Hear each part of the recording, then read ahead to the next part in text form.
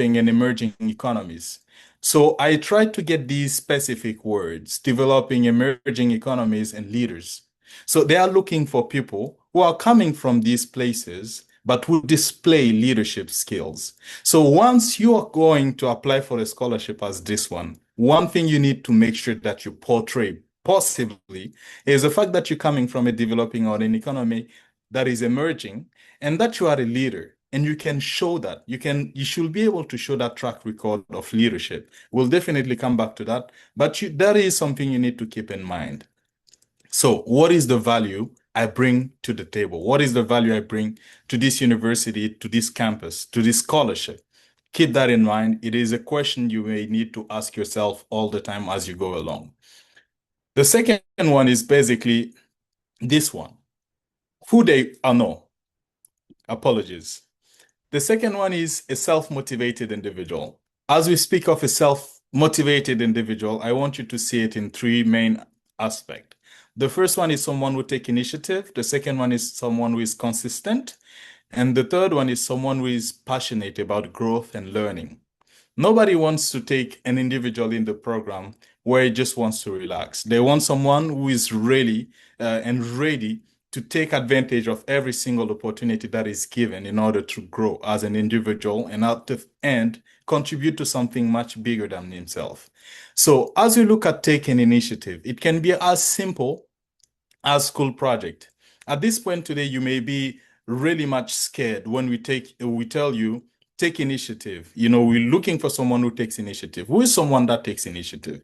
It's nothing big. It's you being able to sit and think and realize that there is a particular problem in this particular area, and this is the work you can do to solve it.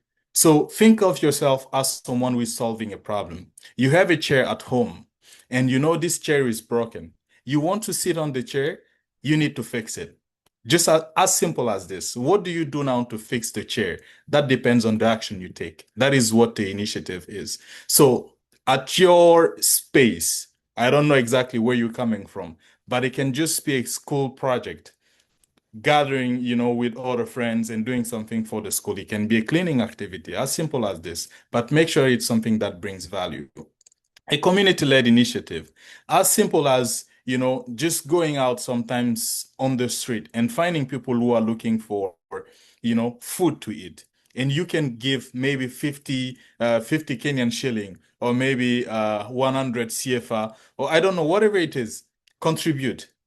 Founding a club without, you know, needing much external pressure, just take it at your rating, but make sure it's an initiative that's responding to something.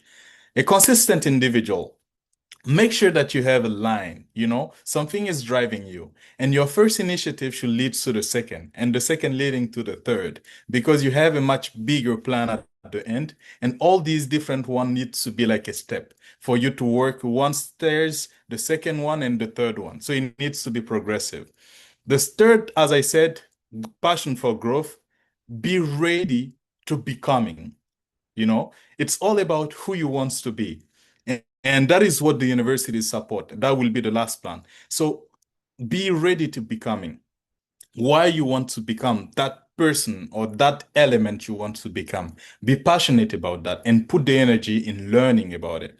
That's one of the most critical things. They want to know you want to become this particular thing, but what do you need to becoming it?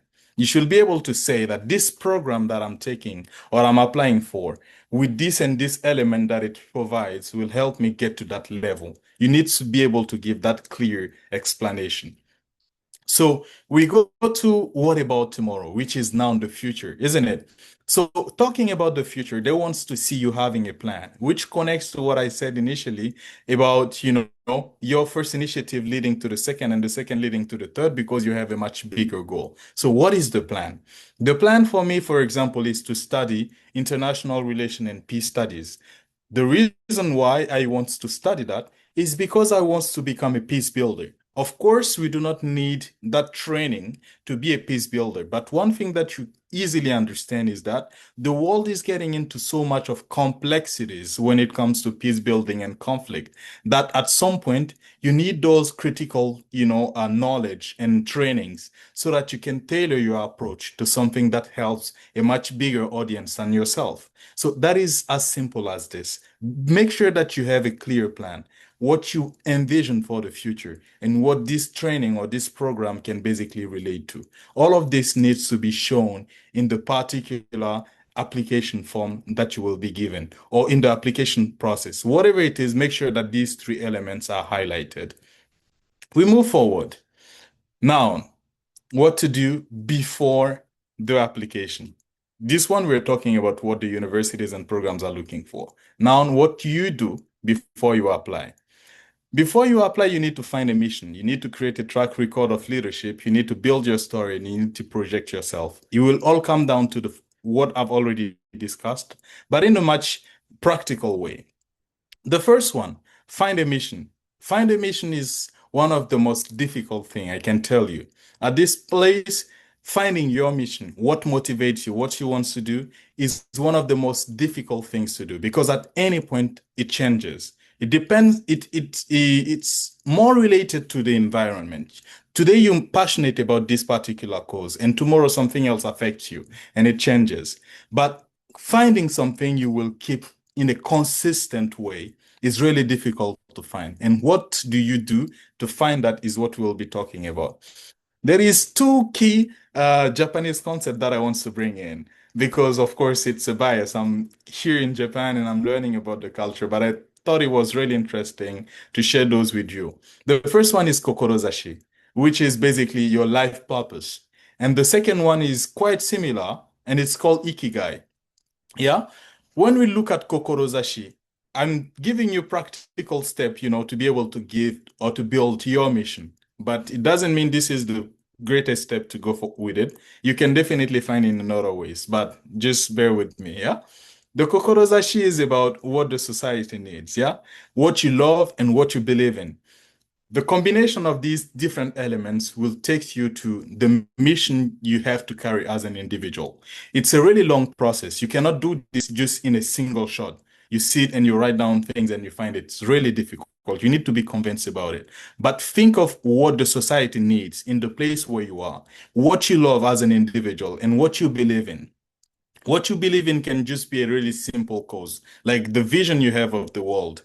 Maybe a world without domestic violence, a world without, I don't know, a world without disease, a world without war, whatever it is, yeah? And you realize that there is violence. The world needs peace. The world needs to be peaceful. And what you love, for example, is singing, right? So how do you connect your singing with your belief in a world without violence and what the society need to create your kokorozashi? That is something you need to do.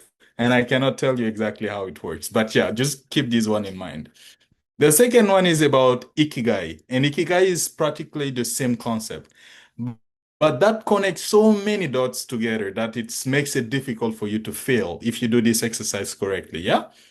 What you love, what the worlds need, what you can be paid for, and what you're good at. So it comes down to exactly the same thing with the kokorozashi, but this one more sophisticated because they will tell you that if you have the connection of what the world needs and what you can be paid for, that is a vocation.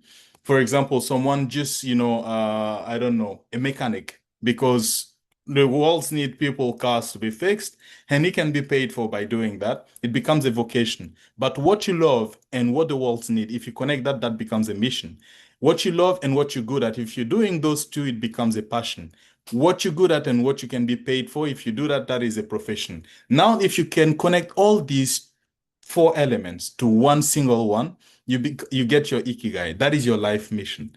You can read more about this. There is a book written on it. It's called Ikigai. I think it's written by an English author, but I will definitely search for it and share it with you. One really single one and easiest that you can also do is to look at the ODDs, the Sustainable Development Goals. Yeah, there are 17 of them. Really easy. You can go just on all those 17 goals and you go into the specific objective. Which one of them speaks to you? And you align yourself with that and you start taking action in that regard. That can be really easy peasy and your problem is solved. But yeah, if you can go through these two, do not hesitate. It will be really rewarding. As we move forward, create a track record of leadership. I have started engaging in different community building activities and all of that since 2015, 16 around. 16 around, I was the coordinator of high schools leadership in my region.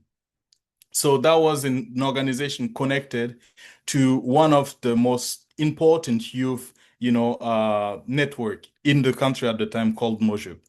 We started with that really easy. I couldn't understand much, but it was still important. That laid the ground for what you will be interested in the future. Fast forward, we created Children's Smile in 2019 and the Youth Institute for Peace and Local Governance in 2023. And GINAS Consortium came in between. That was in 2020. So you see, all of these basically helps you get something and be able to say, oh, look, this is what I was doing. These are the projects I've done under all of these different elements. And that is what is leading to. You have a track record of leadership. And if you're talking to an admission office or you're applying for a scholarship, those stories matter. So you need to keep that in mind.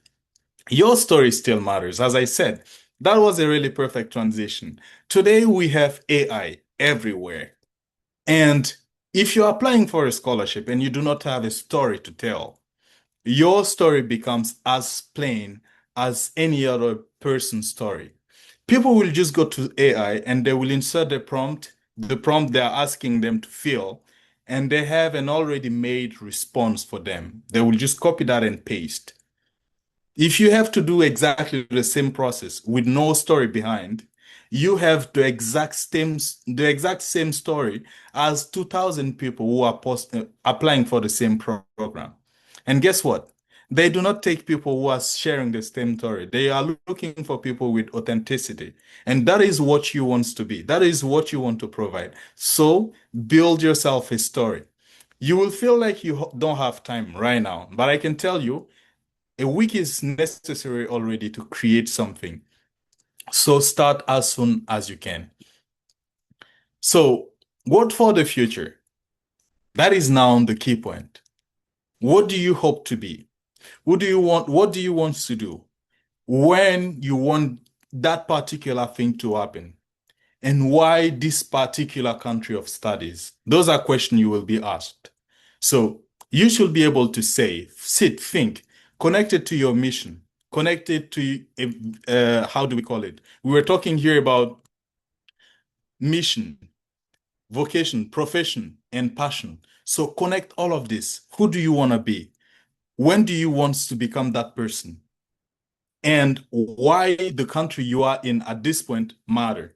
So be able to think of that critically. Sit, take your time, breaks everything, every single knowledge you had in the past. Forget about all of that, go back again. Do it as if you are this young baby who is telling people, oh, if I grow up, I want to become a pilot. Do that same exercise. It's really draining sometimes, but that will help you to have a future that speaks to other people. Sometimes we go with really big plans as well. I realize lately when I was applying for things, I will just be talking about plans, that is coming in 27 years to come or 40 years to come.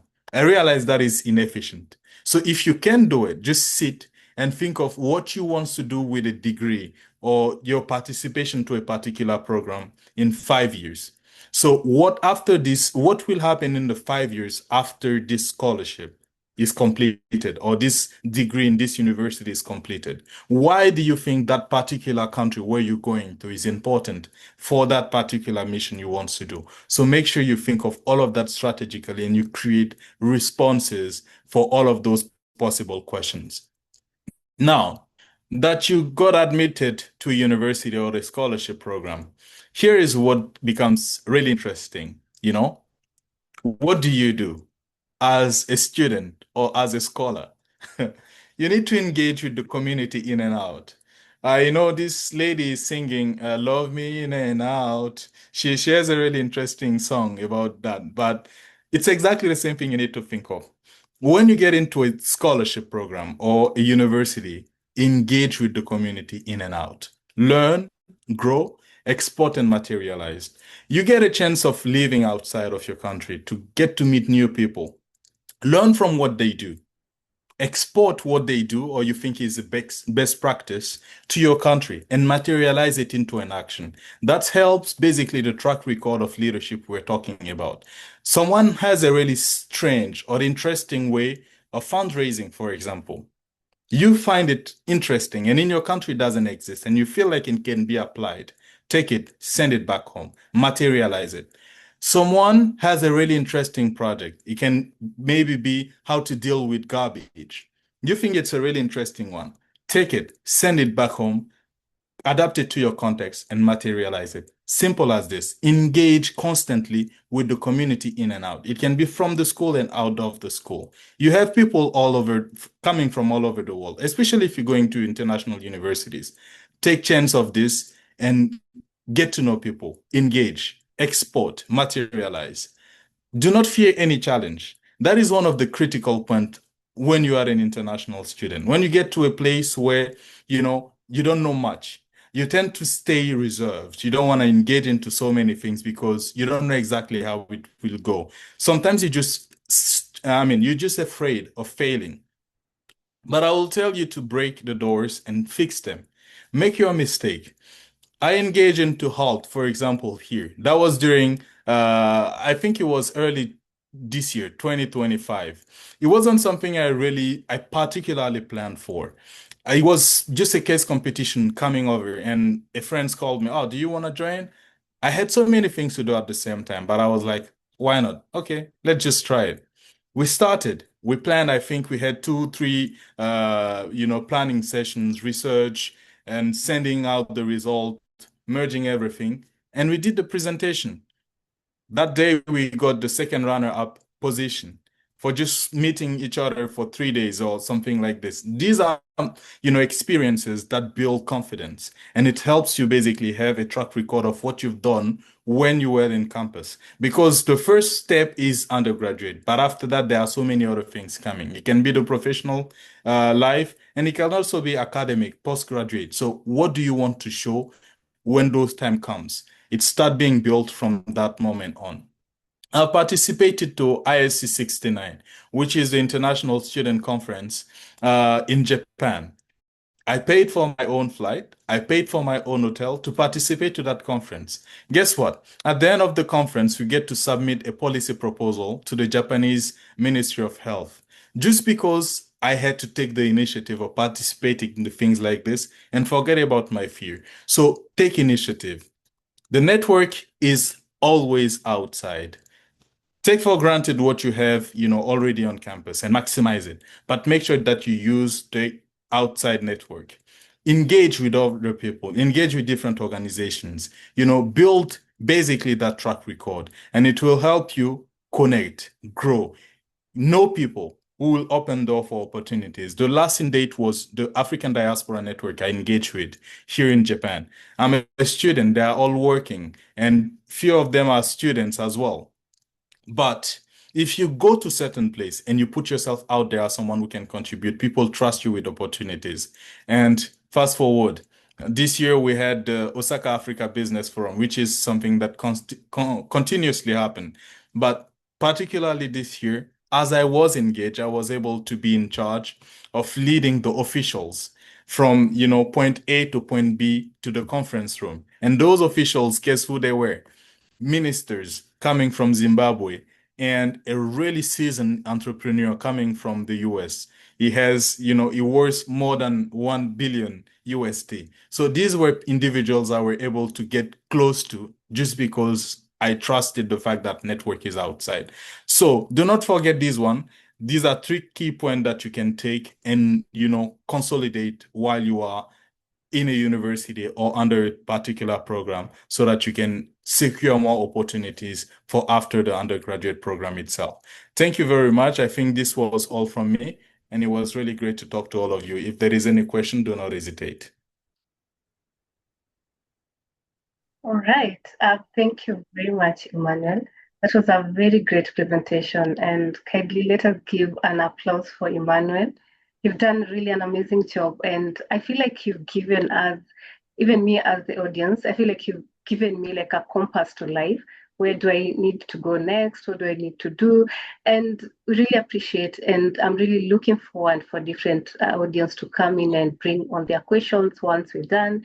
And we're now going to move on to the next speaker, who is Khan. Khan now is going to give us, we've been given like a bearing or rather compass of where and what we need to do. And now we need to hear from Khan, who is going to show us how. He's going to show us how do we get there, how do we prepare these applications for university, how do we tailor our essays, how do we do it? Because for you to get an admission to a university through scholarship, then you need to do something about it, just like Emmanuel has said. So how do you prepare? How do you make your essays are great for you to qualify for that scholarship? So without wasting much time, I'm going to invite Khan. Then Khan is going to take through his presentation. So you're most welcome, Khan. The floor is yours. Thank you, Pauline. Good afternoon, everyone. Good evening. It's a pleasure to be with you here. Can you hear me all right? If you can, please give me a thumb up, Pauline. Yes, we can hear you, Khan.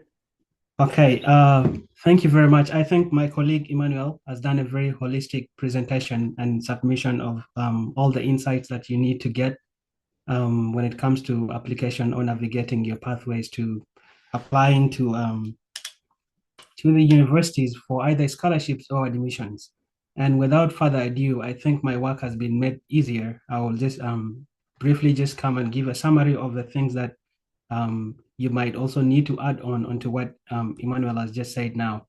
And I know I've already been introduced again for formality. My name is Luka Khan Mindol, and I come from South Sudan. I think there are quite a number of people from South Sudan in this forum, and I'm happy to see all of you, and equally everybody else that is connecting from the African continent. I'm a fourth year student at Yamanashiga Queen University, studying political science. I think I'm graduating next year. I'm also with Emmanuel under the Ashinaga Foundation Scholarship Program. And I'm a founder of an organization called Junub Peace Network. It's a work in progress. It's something that I hope to do for a longer time. And yes, I think I won't waste much time to introduce myself. That's not the reason why we're here. And the reason why we're here is these are the things I will speak about today.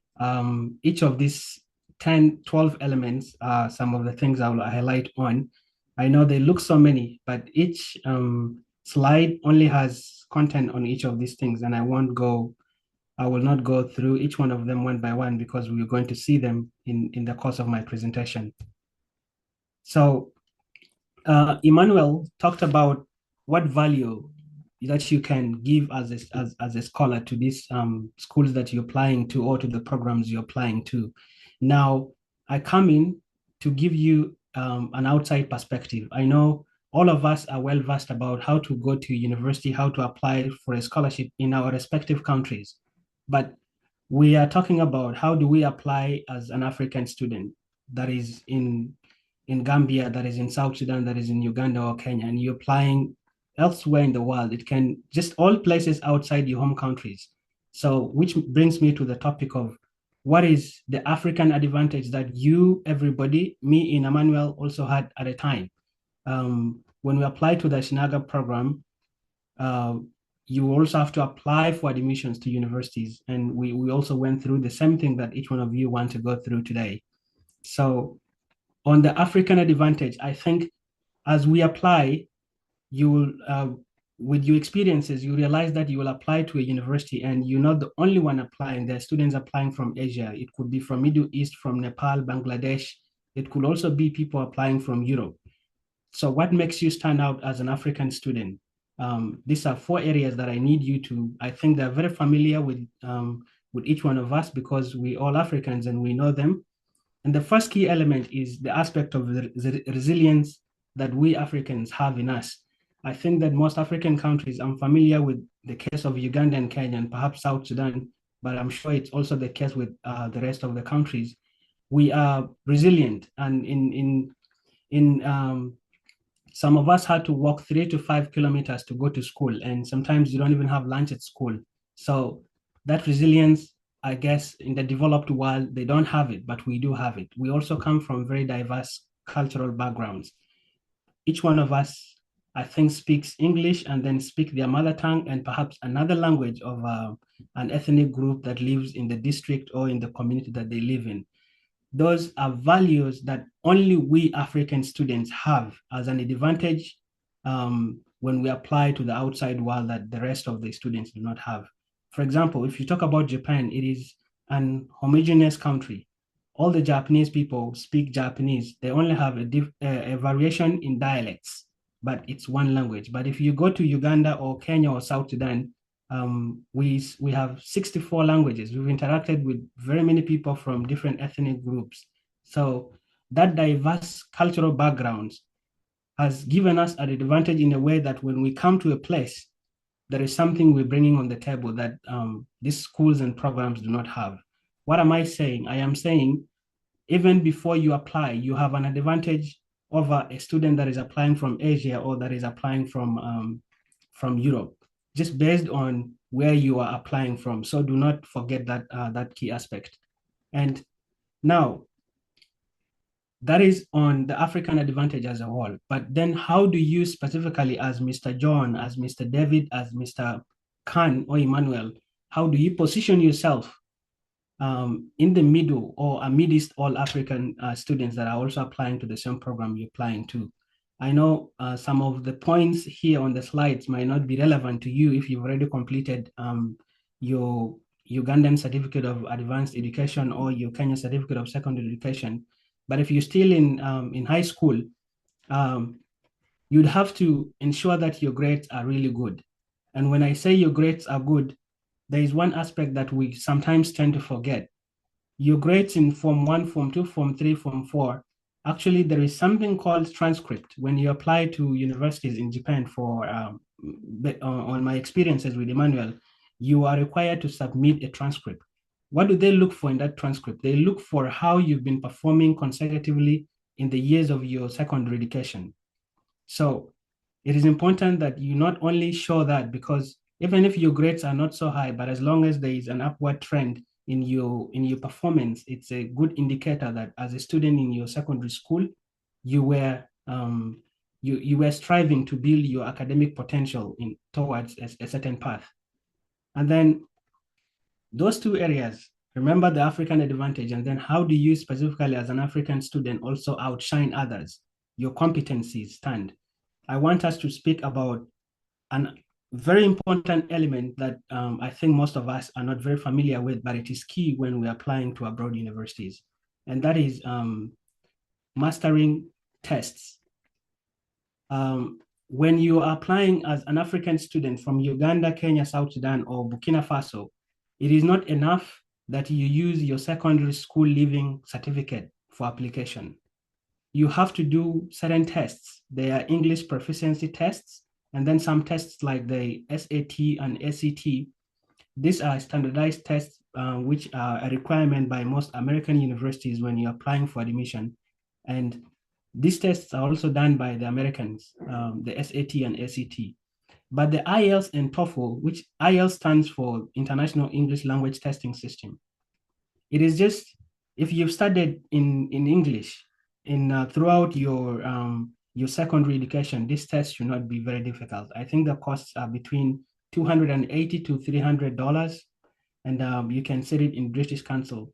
So most universities, in addition to your undergraduate, in addition to your secondary leaving certificate, you need to sit these tests. And if you can, the results of these tests, they last for up to 2 years. So you need it to show that you can study in English in the US, in the UK, or in Japan, or any other country that you're applying to.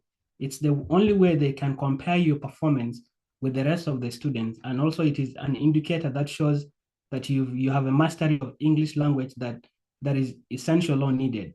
for those that are applying to like science subjects, the ACT, I'm aware that ACT and SAT can be done in Uganda. I have no wide knowledge on other countries, but the ACT is mainly for those that are science focused. It has, I think, biology and physics as part of it as well. So these tests, you need to get yourself well versed with them and prepare in advance before you start your applications to these universities. Most of the universities abroad will need you to provide these tests as requirements for admissions. Now, it is also important that the program and the university that you apply to is equally as important as the competencies that you have as a student. What does that mean? It means that if you select a program or a university that suits your abilities, that suits your competencies, and then you have a high likelihood to be admitted in that university. A lot of programs abroad, for example, like some universities that offer tuition reduction scholarships, they, just like Emmanuel said, they are looking for very specific individuals that have competencies in certain areas. So you need to go ahead and look for the programs in that university, what scholarships they do have, and what is the culture in that place. Does it suit you? Do you have the competencies? Does it have the money, the financial aid that you need to apply to them? I think that's key area that you need to do. And now there are a lot of websites online in which you can, like Education USA and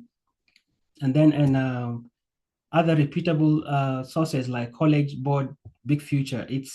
These are websites in which you can go and search for universities and look at the programs that they have, so that you see what university suits, has the program you're looking for, and you a good match for them. And then this is just an example of the high value scholarship opportunities you can apply to on your undergraduate. Currently, me and Emmanuel are on the Ashinaga African Initiative Program. It's a fully funded scholarship program that takes orphan students from Africa to abroad. And there is the MasterCard Foundation Scholarship Program. The MasterCard Foundation Scholarship Program has both programs within the continent of Africa and also outside Africa. So if you go online to Google, you just look for MasterCard Foundation Scholarship undergraduate programs. I'm sure there's a long list that you're going to experience and come up with. And there are also, in addition to scholarships that are provided by these foundations, university-specific scholarships. These three universities, two are in the US and one is in Toronto in Canada. Like University of Edinburgh, it has fully funded scholarships for undergraduate and postgraduate studies. But what do they need? They need your graduation certificate for your secondary, and then they need you to sit IELTS or you do TOEFL to indicate that you can study in English. I think those are the bare minimum that you need. Sometimes you can also request from the universities an exemption for submission of English language tests, but you will have to send an email to the admissions, and then also they will require you to get some form of evidence from the high school in which you completed, indicating or showing to them that your language of instruction in your high school was in English, for them to give you those, to give you that exemption. So you have to look for these universities, look for these programs, and then you can apply to them separately. And then one key element that is equally important in your process of applying for admissions is a personal statement. I think all of us are familiar with writing essays, and Emmanuel just explained Kokorozashi and Ikigai. How do you, for example, come up with a unique story about yourself as an individual? Each one of us has a unique story to tell or to give to these programs and universities you're applying to. But your personal statement should give you a compelling, should be a reflection of what or who you are as an individual in your own context. We're not saying you should lie or you should craft a very amazing story that can be written into a book. But do not undervalue your journey. Do not undervalue your story. I think each one of us has a very unique story that we can just, if we sit down and put our minds on, you can write your story, your journey, and how your journey has led you to where you are and what you want to achieve with your education. For example, if you're applying to University of Edinburgh, you need to give them a reason why they should give you a fully funded scholarship. I need a fully funded scholarship because I'm aspiring to become a doctor. And because I hope in the future I can use my doctorate education to be able to give services to my community. Or I am passionate about finding a cure for cancer or HIV/AIDS. I'm not saying those are the examples that count, but I'm saying you need to be able to convince them, not convince, tell them what it is that motivates you to want to go to university. And as long as you can explain that, I'm sure you can write a compelling personal statement. Another key element is getting strong recommendation letters. If you're still in your secondary school, it is important you pay attention in your school. The relationships you will have with your school teachers, with your is key, because it will help you to be able to get a strong recommendation when you're applying. Even when you're applying for admission or you're applying for scholarship, they will ask for a recommendation letter from one of your teachers in school. That could be the headmaster or the director of studies or anybody. Therefore, in addition to, just like Emmanuel said, you should have leadership experiences, you need to be able to also be a good student in your school. And being a good student means you should keep in touch with your teachers because they'll help you to write the recommendation letters. And what I mean is, don't just submit somebody's name without asking them. Talk to your teachers and tell them to write for you a recommendation letter, and that would highlight your abilities and potential. But if you've not been close with them, it would be hard for somebody to write a recommendation for you because they don't know you as a person. So it's important that you find a way to relate to them so that they're able to write for you a very good recommendation letter because it is needed. And then one second last key point is financial documentation. I know sometimes we tend to think when we're looking for a scholarship, even when you're looking for a need-based scholarship, they need to prove that you are financially constrained. What is the evidence that shows you don't have money? So sometimes your parents may not have a bank account. It's true. If your parents do not have a bank account, it's a key way. But just think about what is the evidence to show that you do not have money to attend university? And that could mean if your father or mother has a bank statement, or if they don't have bank statements, it could mean letters or what assets or property they have. Be able to provide some form of documentation that indicates that you are under a financial need to or to go through scholarships, to receive a scholarship or to receive tuition reduction scholarships in universities. And then lastly, after you have applied, what should you do? And in that process, I know I've spoken about what you should do. Emmanuel and I have already spoken about what you should do prior to application and how to apply in the process. But then after you submit, your work is not done. So all of these programs have deadlines. In my own experiences, one of the things that I did was I applied to very many programs, but I wouldn't finish them because I think I got lazy. I would get lazy when it reaches in the middle. And that, I think some of you might also experience that. But it's important that you keep the deadlines in notes. Have a book that regularly reminds you of what is the deadline you need to submit certain personal statements of universities. And if need be, you should be able to thoroughly also keep on checking your application portal so that if you've already submitted, you know when you are going to receive feedback or not. And then after you've been called, there is the interview process that you need to go to. This is equally important. The application process is one, and then the interview process is another. That also a key determinant of whether you can be admitted or you cannot be admitted. What does that mean? It means I know a lot of us may fear to do public speaking. But the key is be your authentic self during interviews. And being your authentic self means you should be able to have had thorough retrospection of what do you need to achieve with your education as an individual. As long as you know, if I go to this university, I want to study, for example, law or political science. What is it why do you want to study that program? What do you want to be after 5 years? Why should you be the one given the program and not the other? Have those basic tips in your mind and know how to be able to effectively respond to those questions. And then it comes naturally. You should be able to do well in your interviews once you've been called for them and you'd ask them. And lastly, it would be what are the next steps after acceptance that you will need? And you would, first of all, if you've been admitted to, say, 3 to 2 programs, prior to coming to the Shinaga Foundation Scholarship Program, I was also awarded the MasterCard Foundation Scholarship Program in Ghana. So I had to weigh between the 2 programs, which one is going to advance me in the direction that I want to achieve for my career and so on. And then you also need to think about what is the visa application process in the universities you're applying to. Currently in the US, and for example, let's say you receive an admission in the US and one in Japan, and you are from Sudan.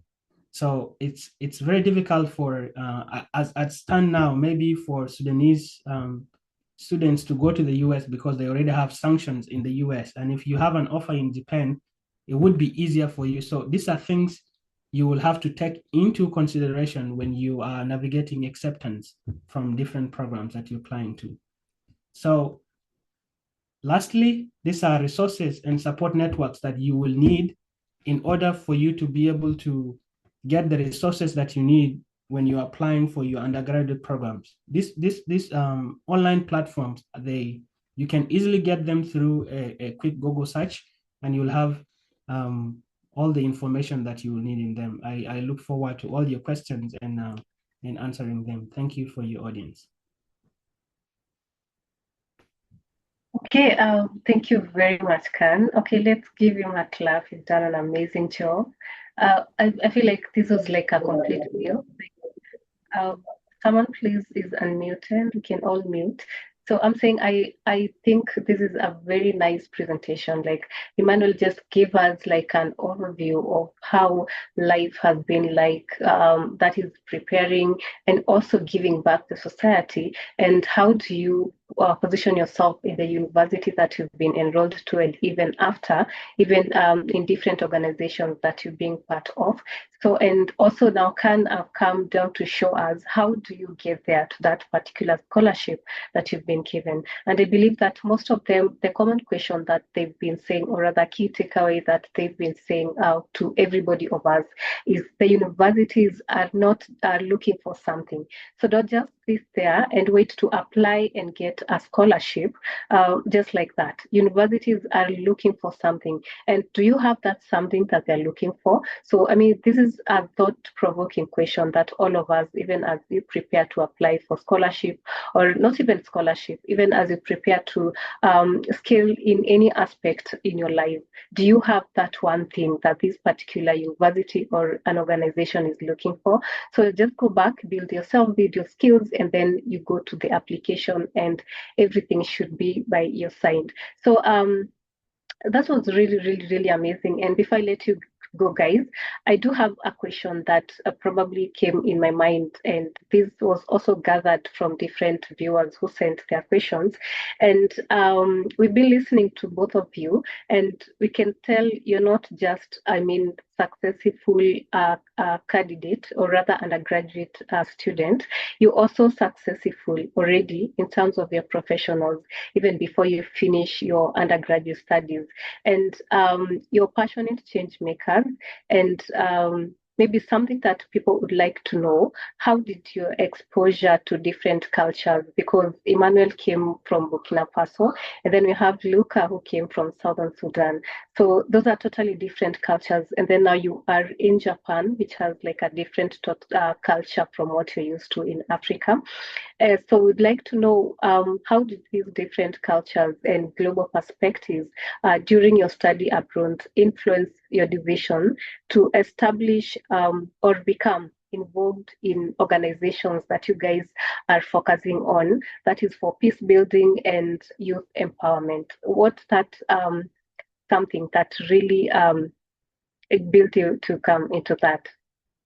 I'll start with Emmanuel.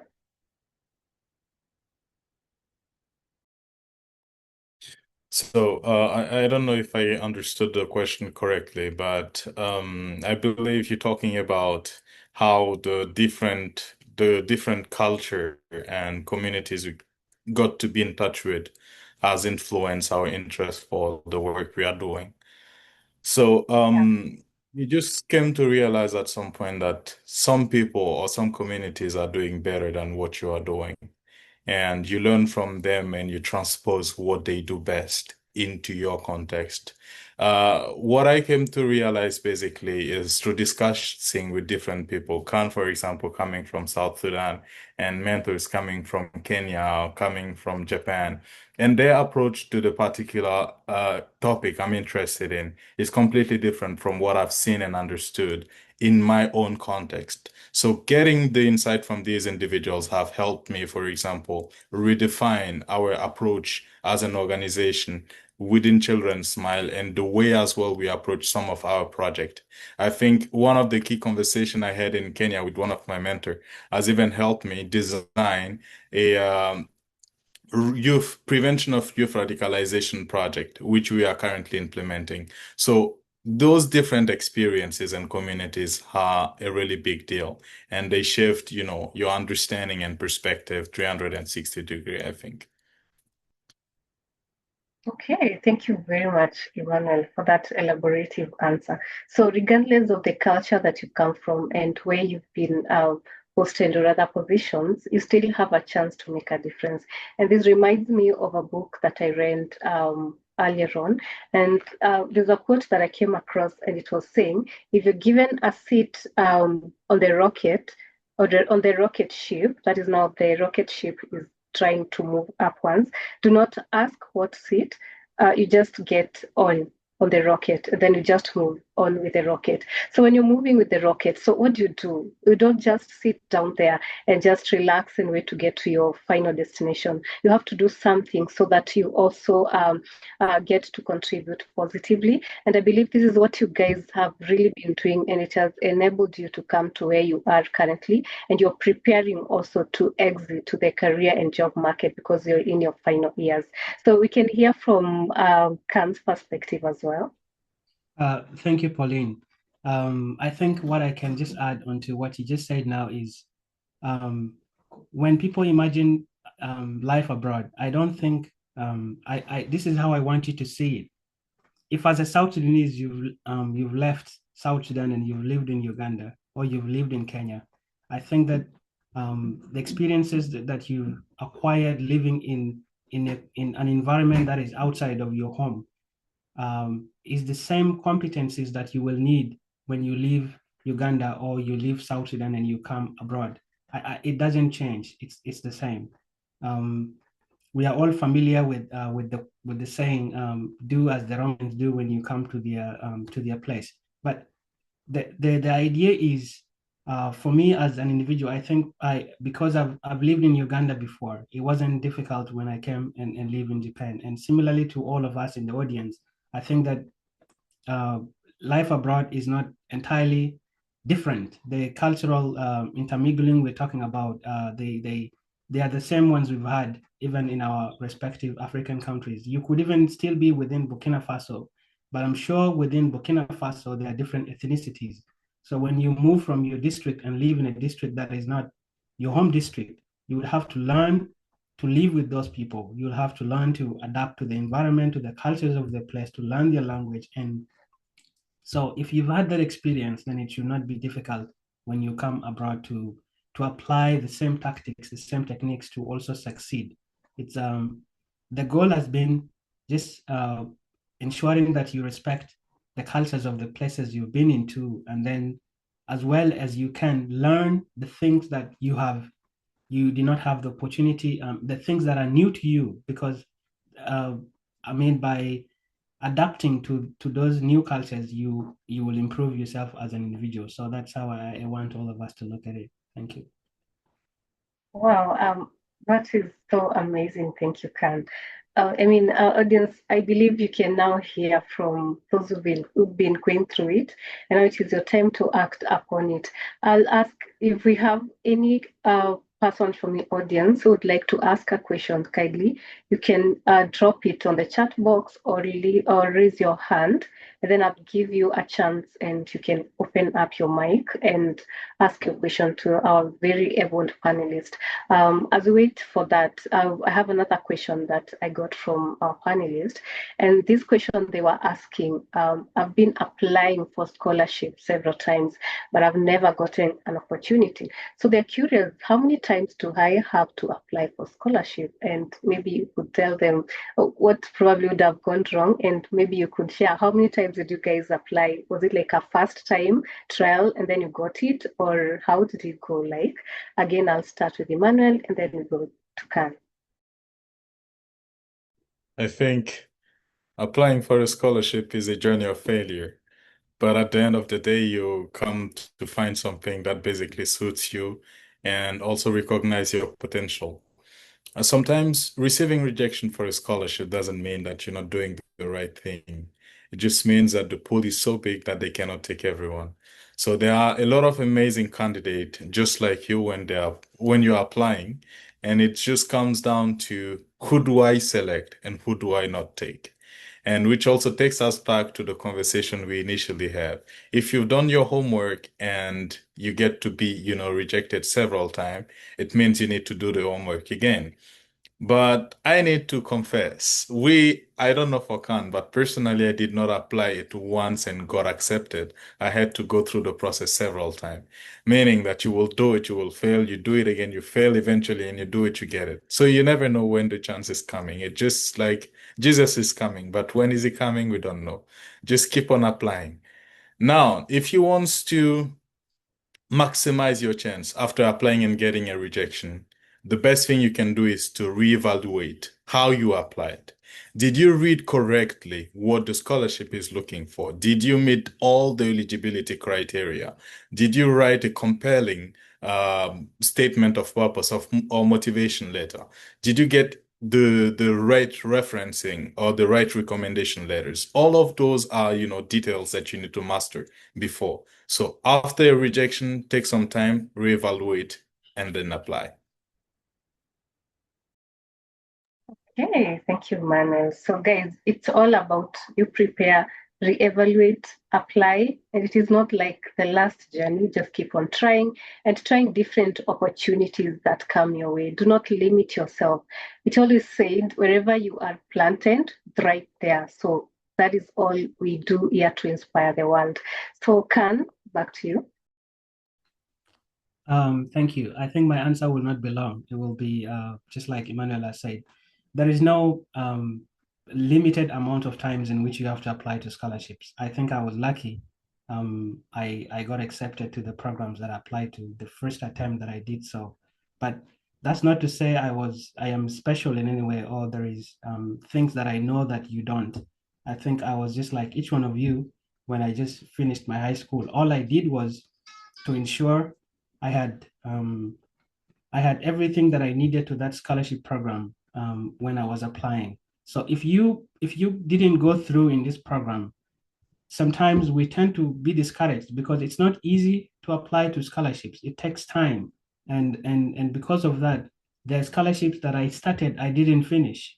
So it happens. But what you should put in the back of your mind is not how many times I have to apply, but this application that I'm doing, am I giving in everything that I have? Am I giving it my all? And it also helps to talk to people, to reach out to people that have applied before, for them to go through your essays and to go through to just generally motivate you. I worked with a friend when I was applying to some of the scholarships. Some of my friends are under MasterCard Foundation scholarship programs. So I think it helps when you have a group of friends that you are applying with, or they know the program. They can guide you, they can reread your essays, and I think that way it would put you ahead. All right, thank you, Khan. So guys, prepare and make sure you are ready and re-evaluate yourself. So we have another question in the chat box. I don't know who's gonna take this, either Emmanuel or Khan. So Tambo is asking, what's the overall of IELTS exams test need for someone to qualify for the program? I know your program, guys, might be different, but maybe across your scholarship journey, or maybe even when you are applying, because I believe Shinaga is not the only scholarship that you are looking for. Probably you've come across it and you'd let Tambua know, like, what the overall IELTS exam text do he need? Yeah, I think I can go ahead before Emmanuel comes. So for the Shinaga Foundation Scholarship Program, actually it was good. We didn't need the IELTS to apply. We actually needed it when you're applying to the university. And then they helped us to pay for the IELTS, and then we did it, and then we applied. But if you, for example, applying to universities that are the ones that will give you fully funded scholarships, so you need the IELTS because it makes you to stand out. Now, what band do you need? IELTS is out of band, it's out of 9. So most programs in Japan that I know, the least band that they need is 5.5. 5.5. But with 6.0, you can go into Oxford University. I think if it hasn't changed within these 2 years, the last time I checked it, with an IELTS of 6.0, even the big Oxford of the UK can accept your passing. So the IELTS test has the writing, listening, and the speaking section parts of it, and then the reading. And if you go online, you can find books of the IELTS. You can find YouTube videos on IELTS, the structure and the format of the test. You can even do sample questions, and then you see whether you need to study for it, whether you need time and resources to study for it. And I think they're outside there as well.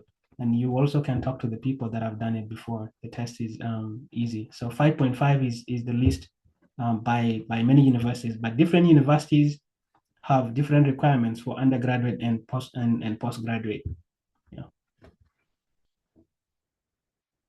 Okay, thank you, Khan. Emmanuel?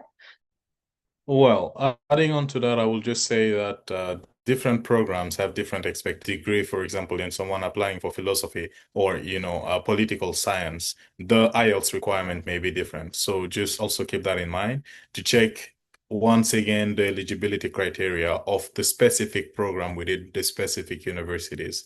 Some can be just as low as 5.5 and some can go up to 7.5. So the highest you can get, the best. So just aim for the highest possible. Okay, thank you, Emmanuel and Khan. And I got another question here, and it's related to the standardized test. So they're asking, probably you may not have, because we know most of them you're required to pay a certain amount of fee for you to take for these exams.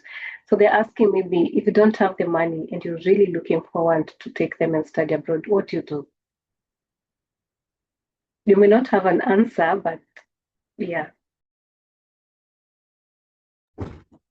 I think that's really, really interesting because there is no way around it. There is only one way around it, which is the waiver most of the time, but it's not given by all universities. Some universities will tell you if you've studied 14 years straight in English, as Khan has mentioned in his presentation, you don't need to submit a language proficiency test. But some will tell you, even if you're coming from, an English-speaking country, you still need to provide. Taking the specific case of the the UK, for example, the Commonwealth countries most of the time are given waiver. I'm not 100% sure about that. We may need to check, but are given those waiver. But it's not fully. They will give it for people coming from Jamaica, for example, because they have a list of priorities.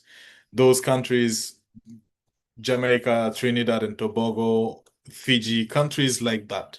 And the African nations within the Commonwealth, they will be like, well, if you can, then submit a waiver. But check again. Check. I think that's the only one way around it. I don't know if you ever know any other insight. Yeah, Emmanuel is right. There is no any other way around the IELTS without paying the fee. And unfortunately, there are no scholarships for doing the IELTS test. But you can apply to university admissions without the IELTS. But that would mean you need to prove some form, you need to provide some form of verification. And be mindful that's not accepted by all universities. Some universities have a provision in which you can submit evidence that shows you've studied for your entire high school 6 to 7 years or the last 4 years in English. And once your school principal can provide a letter, then you can use that as a requirement. But why you need to have the IELTS? Because once you have it, there are no doubts about your abilities. It speaks for itself. So it puts you at a better leverage. So if the only way around it is to only ensure that if you cannot do the IELTS, you have to look for universities that can allow you to provide a waiver. All right, thank you so much. I see we have a number of questions coming in. So if you guys, you don't mind, we can take the next few minutes and then we go through them and then we call it a day. So I'll start with the most recent from Viona. So she's asking that most of these scholarships, I mean, the eligibility criteria is 25 years maximum. This is mainly for bachelor's degree. Are there any opportunities for people over 25 years scholarship? But maybe I can answer before you guys come in. We do have like a different scholarship programs which do not have like an age limit. Like for instance, there's a time we had like Erasmus Model Scholarship Program. That's one of the programs that I can give an example that doesn't have like an age limit. Whichever age you are, be it you would like to take your master's or your postgraduate, master's or undergraduate, then still they do not have like an age limit criteria. So any one of you can answer from a different perspective.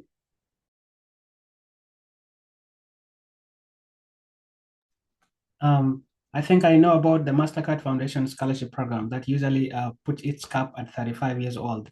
I think most for admissions, I need you to distinguish two key things. There are scholarships that are provided by foundations, that is one element, and then there are scholarships that are provided by universities in forms of tuition fees, and then there are organizations that partner with universities. They give the money to universities, and when you're applying for admission, those universities give you the scholarship through them. That is very common in Japan. Most universities in Japan, like different companies, Mitsubishi or any other foundations, they give the money to a university. Then you apply to the university, and then the university, through the admission process, when they admit you, they give you the scholarship.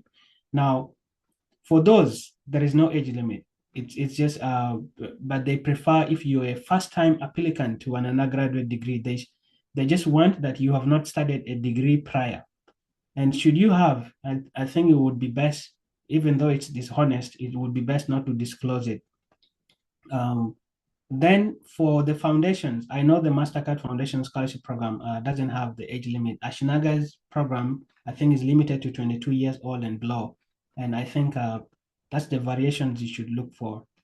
But I'm also, while the mic is still on me, I think I can respond to Joshua. Joshua said he needs us to, I think we will provide our documents, our emails and links to you. If you have personal questions like what Joshua has raised, I think Joshua, you feel free to reach out to either myself or Emmanuel with the scholarships, with the master's and bachelor scholarships that we can advise you to apply for.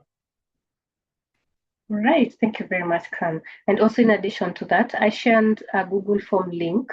So probably if you have any question or you'd like us to get back to you Once you fill that form, I'll be able to get your email address, and then we can give you feedback, even including this recording that we are having.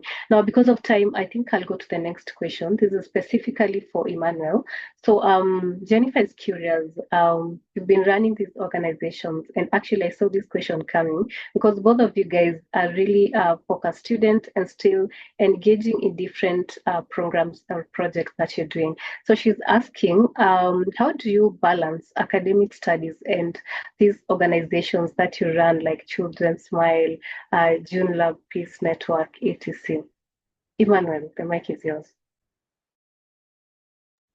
Um, I think the most important things is to learn how to delegate and build a team where teamwork becomes important. If you want to be able to study at the same time, invest yourself in your organization, you need at least to have a team to back you up on what you cannot do alone.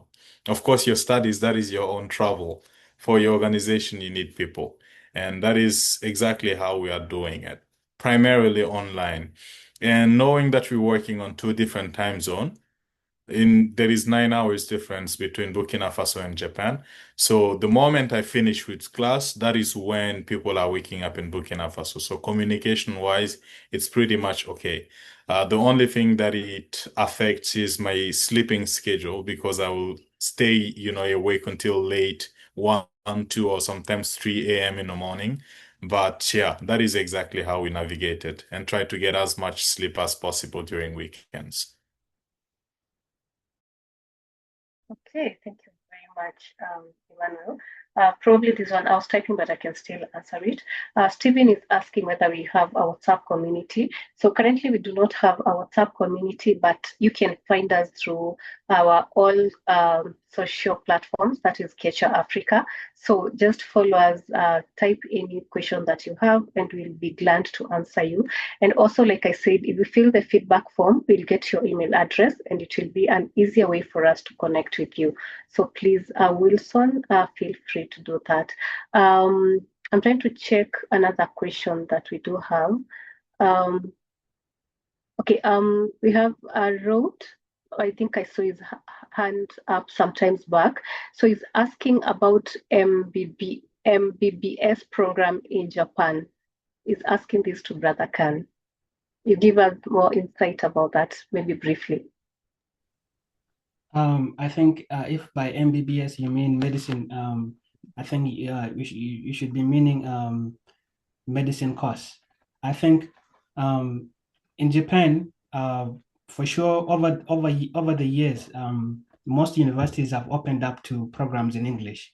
In the past, it used to be Japanese language as the medium of instruction. But the problem with that is that nowadays, for you to come, for you to get admission to a Japanese university in Japanese language, you need to provide a proof of Japanese language proficiency. And not just a proof that I think myself and Emmanuel have, you need an N2 level. That is a very advanced Japanese language proficiency that indicates you can read and write. You can read advanced science terms in Japanese. And most of us in Africa may not have those qualifications. So that makes it very difficult to apply in Africa. And then unlike Africa, I think some Asian countries have Japanese language programs in their countries. So for them, it makes it easy. They study Japanese in their countries and then they apply for admission once they have the N2 level.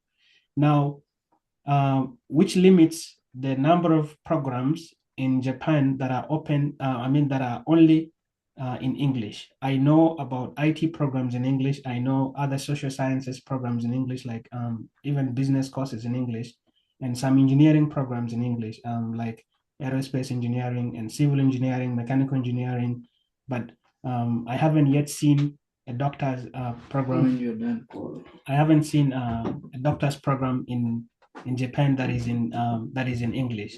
That doesn't mean it doesn't exist. I think we would need to look deeper and see if it exists. And then if it doesn't, the only way would be applying through a Japanese language pathway, which I think as well can be very challenging.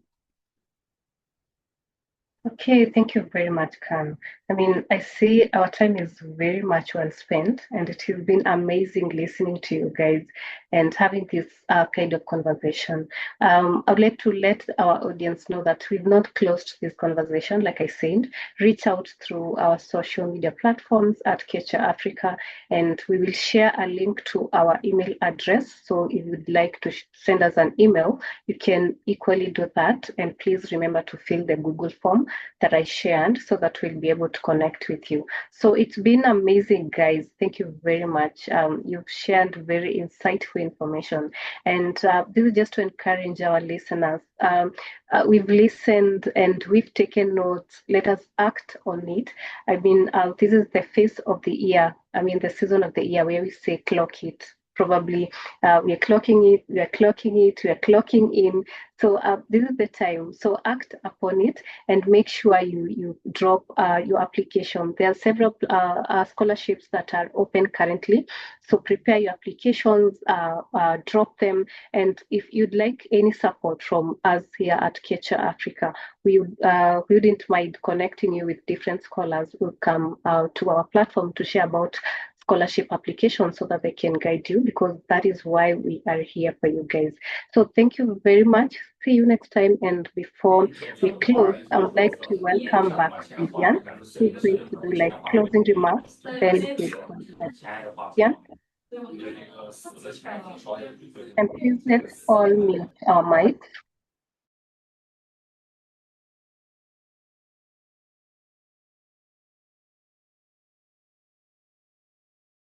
Vivian, you are on mute. Apologies for that. So thank you so much, everyone. As Pauline has highlighted, time does fly when you're having fun. I would like to thank our two amazing panelists for doing such a great job informing us on key areas such as what to consider when we are thinking about making an application.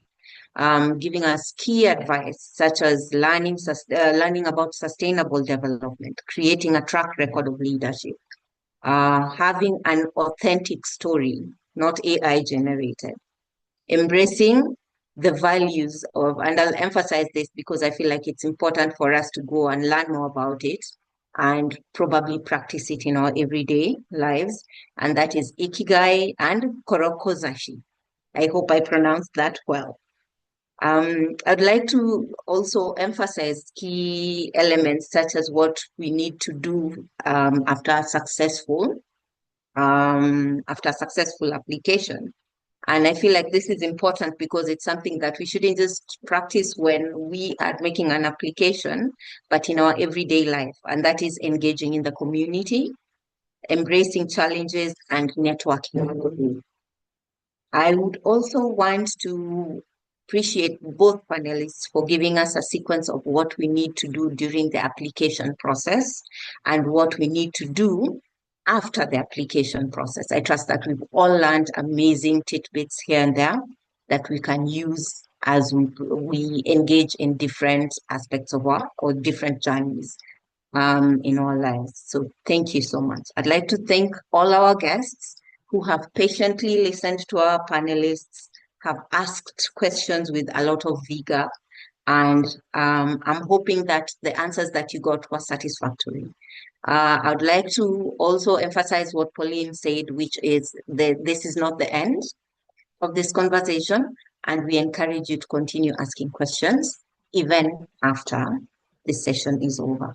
I would like to also encourage our panelists as we wind down, not our panelists alone, but also our guests, as we wind down, that we are open to any of your proposals on future webinars. We will be communicating about our future webinars in our social media spaces. Kindly keep an eye out, and also feel free to share your ideas of what we can talk about that will add value in your journeys, in your respective journeys. So I want to thank you profusely again, and I would want to recommend that you utilize our pages satisfactorily. We will provide the recording for this session, as Pauline had mentioned. And please make sure that you utilize the link that she shared so that we can have access to your contact information, and make sure that you join our Kenya Quechua community. And thank you all once again. I would like to bid you a good evening and a good day, depending on where you're joining us.